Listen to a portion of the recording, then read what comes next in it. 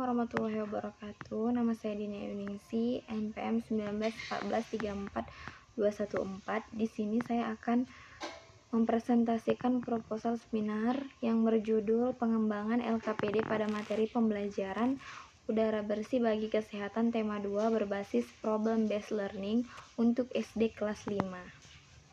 Nah, yang pertama itu ada bab 1 di bagian pendahuluan latar belakang, yang mana kurikulum memainkan peran yang sangat penting dalam mewujudkan generasi yang handal, kreatif, inovatif, dan menjadi pribadi yang bertanggung jawab.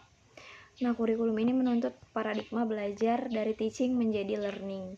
Guru bukan lagi menjadi pusat belajar, namun siswa yang akan menjadi pusat belajar.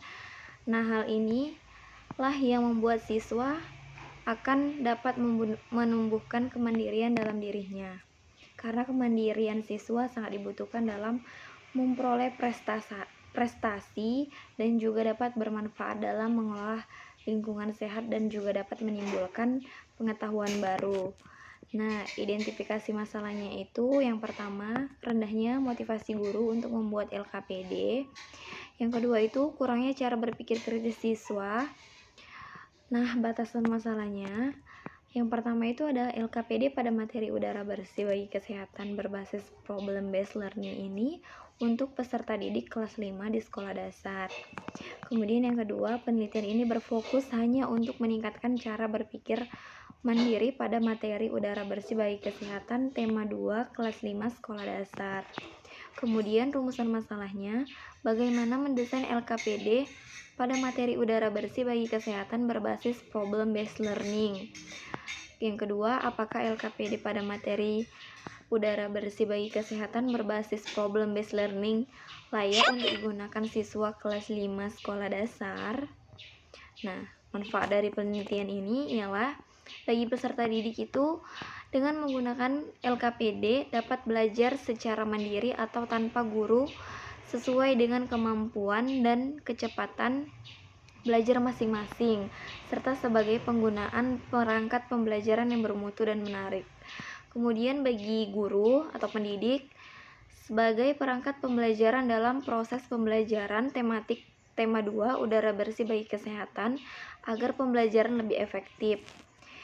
Nah, bagi sekolah dapat dijadikan sebagai contoh peningkatan berbasis sekolah dengan menggunakan lembar kerja peserta didik berbasis problem based learning yang tepat dalam proses pembelajaran. Nah, masuk ke bab 2, ada kajian teori yang mana menurut Widjajanti, LKPD merupakan salah satu sumber belajar yang dapat dikembangkan oleh guru sebagai fasilitator dalam kegiatan pembelajaran. Tujuannya adalah untuk memudahkan guru dalam melaksanakan pembelajaran. Selain itu, bagi peserta didik akan belajar mandiri, memahami dan menjalankan satu tugas secara tertulis. Kemudian dapat dilihat dan disimpulkan bahwa LKPD merupakan sarana pembelajaran yang dapat digunakan oleh guru dalam meningkatkan keterlibatan atau aktivitas peserta didik dalam proses belajar mengajar, yang sebagai lembar kegiatan yang dapat meminimalkan peran guru namun lebih mengaktifkan siswa dan bertujuan mengetahui sejauh mana tingkat pemahaman dan bertujuan terhadap materi yang disajikan. Kemudian problem based learning. Nah, problem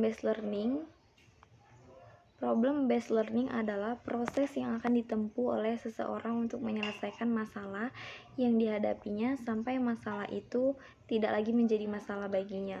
Dan dapat disimpulkan bahwa model problem based learning merupakan model pembelajaran yang melibatkan siswa dalam memecahkan masalah yang nyata.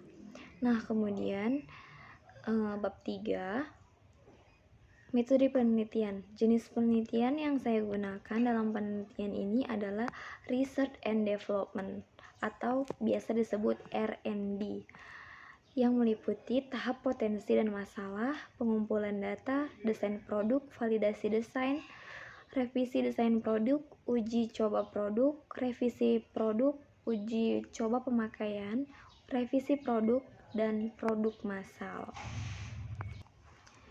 Nah, untuk teknik pengumpulan datanya, penelitian ini menggunakan lembar validasi LKPD pembelajaran tematik berbasis problem based learning untuk mendapatkan penilaian dari validator.